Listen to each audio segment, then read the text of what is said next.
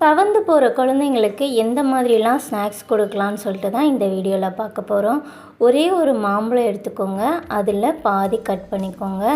இந்த மாதிரி கொடுக்கும்போது குழந்தைங்க நல்லா என்ஜாய் பண்ணி சாப்பிடுவாங்க. எப்போவுமே குழந்தைங்களுக்கு கொடுக்கும்போது ரொம்ப அதிகமான குவான்டிட்டியில் கொடுக்கக்கூடாது. சின்ன மாம்பழத்தில் பாதி தான் எடுத்திருக்கேன். அதை க்யூபாக குட்டி குட்டியாக கட் பண்ணி எடுத்துக்கோங்க. இப்போ இதை எல்லாத்தையும் அந்த சதை பகுதியை வெளியே எடுத்துடலாம். எடுத்துட்டு ஒரு ஒயர் விஸ் வச்சு நல்லா மசிச்சுக்கோங்க. இந்த மாதிரி மசிச்சு தான் கொடுக்கணும், மிக்சிலெலாம் அடிக்காதீங்க. அப்போ தான் குழந்தைங்களுக்கு அந்த முழு சத்துக்கள் கிடைக்கும்.